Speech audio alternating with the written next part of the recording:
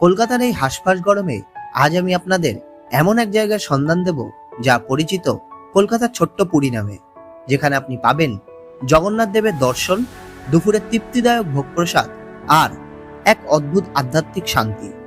আজকের ভিডিওতে থাকছে যাত্রাপথের রোমাঞ্চ থেকে শুরু করে মন্দিরের ভোগ ও যাবতীয় খুঁটিনাটি তথ্য। তাই আজকের ভিডিওটি স্কিপ না করে একদম শেষ পর্যন্ত দেখুন।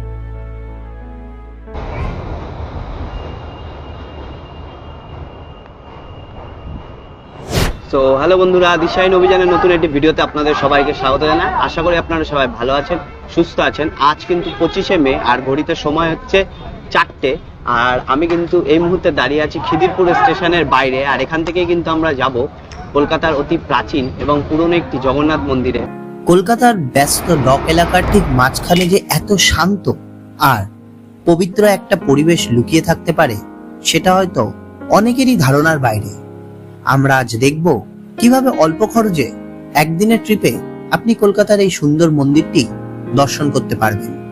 জানবো এখানকার ইতিহাস, ভোগের নিয়ম আর উৎসবের খুঁটিনাটি। তো চলুন দেরি না করে আজকের অভিযানে ডুব দেওয়া যাক। দেখুন, স্টেশনের বাইরে আসলেই কিন্তু আপনারা এরকম সোজা একটা রাস্তা দেখতে পাবেন। এই রাস্তা দিয়ে কিন্তু আমাদেরকে সোজা এগিয়ে যেতে হবে। তো ওই রাস্তা ধরে সোজা আসলেই কিন্তু আপনারা এসে পৌঁছাবেন এই সামনের মোড়ে, যেই মোড়ে এখন আমি রয়েছি। আর এই মোড় থেকে কিন্তু আপনাদেরকে ডান দিকে যেতে হবে, অর্থাৎ এই মোড় থেকে আপনাদের এই দিকটা যেতে হবে। এই দিকটা হলো ডান দিক। তো পেছনে দেখতে পাচ্ছেন স্টেশন থেকে বেরিয়ে আমরা ডান দিকে যাব। ডান দিক থেকে গেলে কিন্তু আরেকটা মোড় পড়বে, সেখান থেকে আবার ডান দিকে যেতে হবে। তো চলুন যাওয়া যাক। তো আমি কিন্তু 3 মাথা মোড়ের কাছে চলে এসেছি। এবার এখান থেকে কিন্তু আবার আমাদেরকে ডান দিক নিতে হবে। তো ডান দিক থেকে কিন্তু আমরা যাব হচ্ছে আমাদের আজকের গন্তব্যের উদ্দেশ্যে। তো চলুন যাওয়া যাক।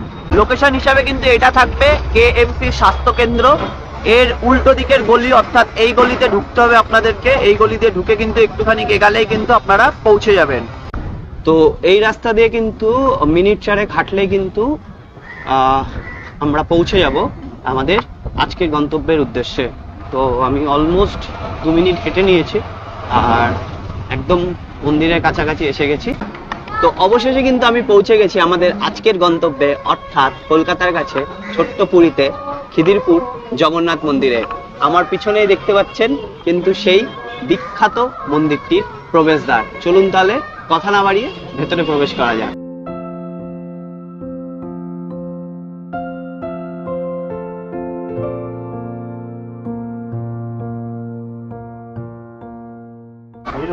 আর মন্দিরে প্রবেশ করে কিন্তু আপনাদের ডান দিকে পড়বে মা বটমঙ্গলার মন্দির। দেখতেই পাচ্ছেন আমার পিছনে যে মন্দিরটি, সেটি কিন্তু মা বটমঙ্গলার মন্দির। মান্যতা আছে জগন্নাথ দেবের দর্শনের আগে মাতা বটমঙ্গলার দর্শন অবশ্যই আগে করতে হয়। আর মন্দিরে প্রবেশ করলে কিন্তু আপনাদের সামনে পড়বে রাধাকৃষ্ণের একটি বিগ্রহ, এবং ঠিক তারপরেই গা লাগিয়ে দাঁড়িয়ে আছে ধর্মদণ্ড, এবং এই ধর্মদণ্ডের পিছনেই কিন্তু রয়েছে জগন্নাথ দেবের দিকে মুখ করে মাতা তুলসী মঞ্চ। তো এবার কিন্তু আমরা যাব এই মন্দিরের প্রধান মন্দিরের উদ্দেশ্যে। কেন বলছি এই মন্দিরের প্রধান মন্দির? কারণ এই মন্দিরটি কিন্তু একতলা বিশিষ্ট। আমরা এতক্ষণ ছিলাম নিচের তলায়, এবার আমরা যাব সিঁড়ি দিয়ে উপরের তলা, এবং উপরের তলাতেই কিন্তু বিরাজ করছেন আপনার আমার সকলের ঈশ্বর প্রভু জগন্নাথ। এই মন্দিরটি কিন্তু কলকাতার অন্যতম প্রধান ও পবিত্র তীর্থস্থান, যা ছোট পুরী নামেও পরিচিত। এটি 2002 সালে বন্দর এলাকার ভক্তদের দ্বারা প্রতিষ্ঠিত হলেও 1967 সাল থেকে এখানে ভক্তি ভরে পুজো চলে আসছে। Dock east boundary road, Khidirpur tram ডিপোর কাছেই অবস্থিত এই মন্দিরটি পুরীর মন্দিরের আদলে তৈরি। মন্দিরের ভেতরে প্রবেশ করলে দেখা যায় জগন্নাথ, বলভদ্র, সুভদ্রার সেই অপূর্ব দারুমূর্তি। কি অসাধারণ রূপ, তাই না? এক পলকে দেখলে মনে হয় জীবনে আর কি চাই, আর কি আছে, সবকিছুই তো ক্ষণস্থায়ী, কি তাই না? আর এই পুরো মন্দিরটি আমার মনে হয় ব্যক্তিগতভাবে কাঠের তৈরি। জানি না এটা আদৌ কাঠের তৈরি কিনা, হয়তো সিমেন্টেরই তৈরি, বাইরে থেকে কাঠের টেক্সচার দেওয়া, কিন্তু দেখতে কিন্তু ওভারঅল পুরোপুরি কাঠের মনে হবে। আপনারা যারা কোন এখানে আসবেন দেখবেন তখন কিন্তু আপনাদের এই মন্দিরটিকে কাঠেরই মনে হবে। আপনারা যারা low budget one day trip near Kolkata খুঁজছেন, বা যারা মনে করছেন যে এই হাঁসফাঁস গরমে একটা বিকেল কোথায় কাটাবেন, তাদের জন্য কিন্তু এই মন্দিরটি একদম আদর্শ জায়গা। কেন বলছি, তার কারণ হলো এখানে যেমন আপনি পাবেন গঙ্গার স্নিগ্ধ হাওয়া, তেমনই কিন্তু আপনি পাবেন খুব মনোরম শান্ত একটা পরিবেশ। আর এই পরিবেশের মধ্যে যদি আপনি একটা ঘন্টাও সময় কাটাতে পারেন, তাহলে কিন্তু আপনি নিজেকে এক পরম শান্তির অনুভূতি প্রদান করবেন। আর কথাই তো আছে, প্রভু জগন্নাথ আমাদের প্রত্যেককে দেখে, প্রত্যেককে আশীর্বাদ করে। তো আমি বলবো জগন্নাথ দেবের আশীর্বাদ যদি আপনারা নিতে চান, আর যারা এই গরমের মধ্যে পুরী যেতে পারছেন না, তো সেই পুরীর স্বাদও যদি নিতে চান, তাহলে কিন্তু অবশ্যই এসে ঘুরে যান কলকাতায় অবস্থিত এই ছোট্ট পুরীতে, বা এই জগন্নাথ মন্দিরে, যেটা কিন্তু আপনার লো বাজেট ওয়ান ডে ট্রিপের জন্য একদম পারফেক্ট। আর জগন্নাথ মন্দিরের পাশেই কিন্তু রয়েছে অসংখ্য ছোট ছোট মন্দির, যেমন আমার পিছনে যে মন্দিরটি দেখছেন এটি কিন্তু লক্ষ্মী মাতা মন্দির। আর এখন আমার পিছনে যে মন্দিরটি দেখছেন এটি কিন্তু ভগবত মন্দির। এখানেও কিন্তু জগন্নাথ বলরাম সুভদ্রা দেবের বিগ্রহ বিরাজ করছে। আর পুরীর মন্দিরের আদলে কিন্তু এখানেও রয়েছে রথের চাকা। এটি আরেকটি মন্দির, এটি কিন্তু শিব মন্দির, ভিতরে শিবলিঙ্গ রয়েছে, আর শিবলিঙ্গের ঠিক সামনেই কিন্তু রয়েছে নন্দী মহারাজের একটি মূর্তি। এই জায়গায় আসলে এত হাওয়া দিচ্ছে যে আপনাদের মন এমনি তৃপ্ত হয়ে যাবে। চারিদিকে এত হাওয়া, পাখির গান, মানে একটা সত্যি আধ্যাত্মিক একটা পরিবেশ কিন্তু এখানে অলরেডি সৃষ্টি হয়ে যায়। আপনারা যখনই এখানে ভেতরে পা দেবেন, ভেতরে প্রবেশ করবেন, তখনই কিন্তু আপনারা এই অনুভূতিটুকু পেতে শুরু করবেন। এই যে দূর থেকে এরকম ট্রেন যায়, আর তার মধ্যে কিন্তু এই যে প্রকৃতি বা এই যে পরিবেশ, এটা কিন্তু সত্যি খুব সুন্দর। প্রায় 12 মাসই কিন্তু এই মন্দির চত্বরে ভক্ত সমাগমের আনাগোনা লেগেই থাকে। তবে উল্টো রথ এবং সোজা রথের সময়, অর্থাৎ এক কথায় বলা যায় রথযাত্রার সময় কিন্তু এখানে ভক্ত সংখ্যা একেবারে চোখে পড়ার মতন থাকে। তার পাশাপাশি কিন্তু রাধা অষ্টমী ও জন্মাষ্টমীতেও কিন্তু খুব আড়ম্বর করে ধুমধাম করে অনুষ্ঠান করা হয় এই মন্দির চত্বরে। আর এই মন্দিরের গায়ে কিন্তু খোদাই করা রয়েছে বিষ্ণুর 10 অবতারের প্রত্যেকটি অবতারের চিহ্ন। দেখতেই পাচ্ছেন আমার পিছনেই কিন্তু রয়েছে নৃসিংহ অবতারের খোদাই করা চিহ্ন। এখানে কিন্তু পুজো দেওয়ারও সুব্যবস্থা আছে, আর পুজো দেওয়ার জন্য পুজোর ডালি ও ফুল বা অন্যান্য দ্রব্য সামগ্রী আপনারা কিন্তু এখান থেকেই পেয়ে যাবেন খুব সহজে। আর এখানে কিন্তু অত্যন্ত নিষ্ঠার সাথে পুজো দেওয়ার সুব্যবস্থা রয়েছে। এখানে আপনারা ডালি বা ফুল নিয়ে এসে সারিবদ্ধভাবে দাঁড়িয়ে পুজো দিতে পারবেন। পুরোহিত মশাই প্রত্যেকের নাম ও গোত্র ধরে সুন্দরভাবে ভক্তি ভরে পুজো করেন। সত্যি বলতে এখানে পুজো দিয়ে আপনার মন একদম পবিত্র হয়ে উঠবে। তো আমার পেছনে কিন্তু এই মন্দিরের ভোগ সামগ্রীর দোকান রয়েছে, দেখতেই পাচ্ছেন পেছনে।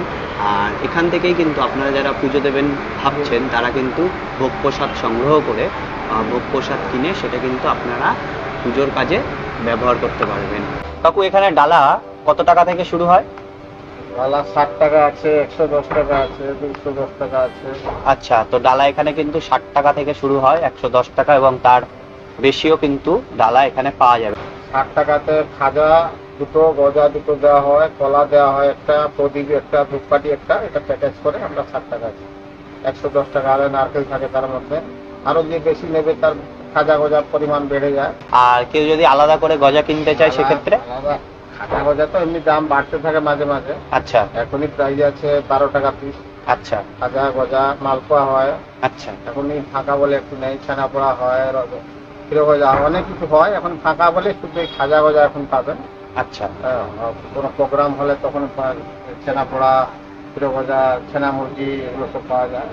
আচ্ছা। তো অনুষ্ঠানের সময় কিন্তু এই আইটেমগুলো অনেক বেশি হয়, যেহেতু এখন লোক একটু কম আছে, তাই এই কটা আইটেমই রয়েছে। আর এই গজা কিন্তু আলাদা করে কিনতে গেলে 12 টাকা করে পার পিস পড়বে। আপনারা যারা পুজো দিতে চাইবেন তারা কিন্তু এখান থেকে ফুল সংগ্রহ করে পুজো দিতে পারেন। কাকু এখানে কত টাকা থেকে ফুল শুরু হয় ডালিতে? এখানে ডেলি ডেলি ফুল রেট চেঞ্জ, কখনো 10 টাকা, কখনো 20 টাকা, দরকার পড়লে ওটা একদিন 30 টাকা হয়ে যায়। আচ্ছা, এই মালাগুলোর দাম কত? এটা 15 টাকা, 20 টাকা। আচ্ছা, আর এই পদ্মগুলো? কত 5 টাকা, 10 টাকা, কখনো 20 টাকা।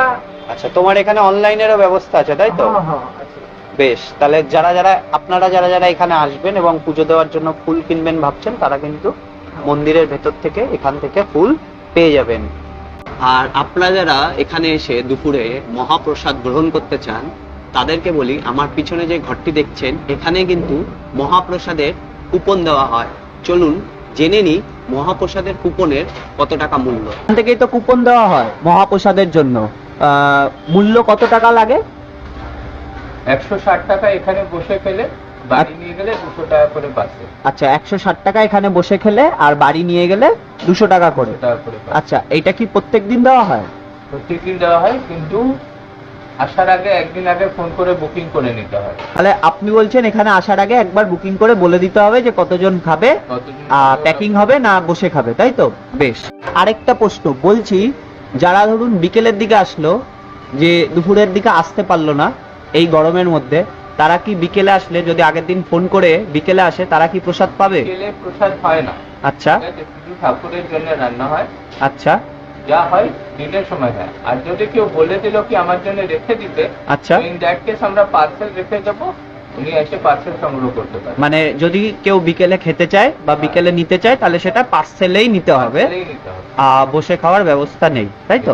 Thank you. আপনারা যারা এখানে ভোগ প্রসাদ গ্রহণ করবেন ভাবছেন, তাদের উদ্দেশ্যে বলি, এখানে কিন্তু সকাল 10টার মধ্যে ভোগের কুপন আপনাদেরকে সংগ্রহ করে নিতে হবে।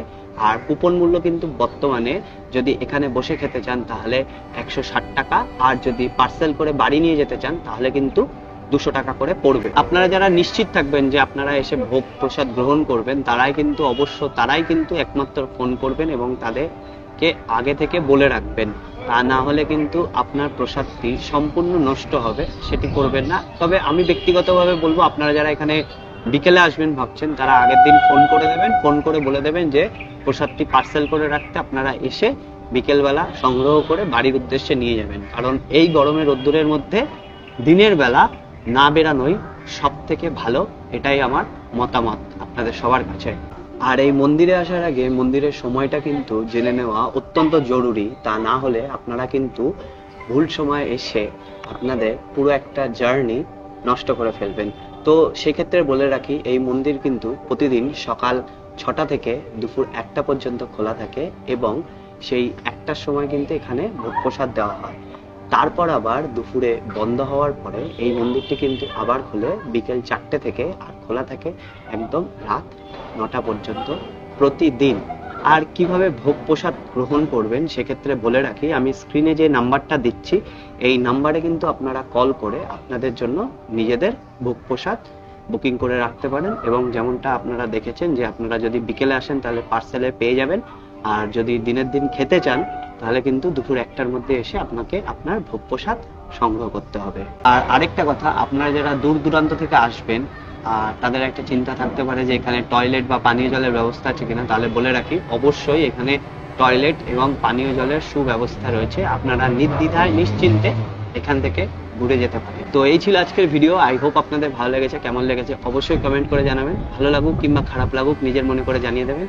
আর ভিডিও যদি ভালো লেগে থাকে তাহলে অবশ্যই চ্যানেলটিকে সাবস্ক্রাইব করে দেবেন। দেখা হবে পরবর্তী কোনো গল্পে, পরবর্তী কোনো অভিযানে। ততক্ষণ পর্যন্ত ভালো থাকুন, সুস্থ থাকুন, আর হ্যাঁ, অবশ্যই পরবর্তী অভিযানের জন্য প্রস্তুত থাকুন।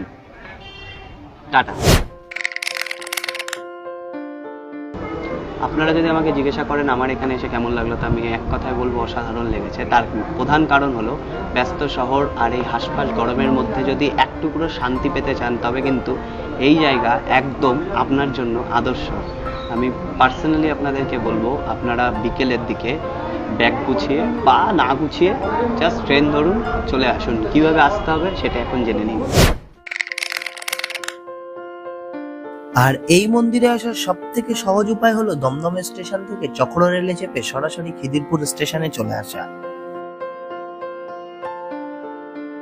স্টেশন থেকে মন্দির মাত্র সামান্য পায়ে হাঁটা পথ, তাই খুব সহজেই কিন্তু আপনারা এই মন্দিরে খুব অল্প সময়ে ঘুরে যেতে পারবেন। আর এই টোটাল ট্রিপে যদি আপনারা আমার যাতায়াতের ভাড়া জিজ্ঞাসা করেন তাহলে বলবো একদমই কম। দমদম থেকে খিদিরপুর পর্যন্ত ট্রেন ভাড়া লেগেছে 5 টাকা করে, মোট 10 টাকা আপ ডাউন। ব্যাস, বাকিটা কিন্তু আমি পায়ে হেঁটে চলে এসেছিলাম।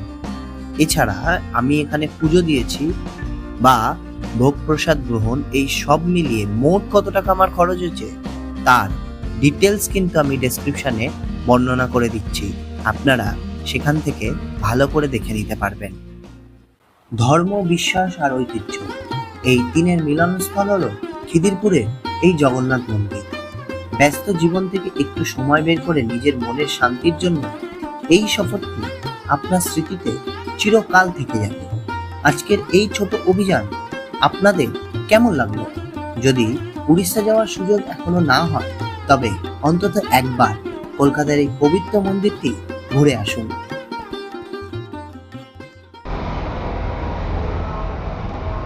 খিদিরপুরের এই শান্ত জগন্নাথ মন্দির তো দেখলেন, কিন্তু গঙ্গার ঠিক পাড়েই লুকিয়ে থাকা এই গোপন রাজপ্রাসাদের রহস্য কি আপনি জানেন? কলকাতার একদম কাছে, যেখানে মাত্র 1 ঘন্টায় পৌঁছে যাওয়া যাবে। গঙ্গার হাওয়া আর সবুজে ঘেরা এই গরমের সব থেকে সেরা ঠিকানাটি এক্সপ্লোর করতে স্ক্রিনে আসা ভিডিওটি এখনই ক্লিক করুন।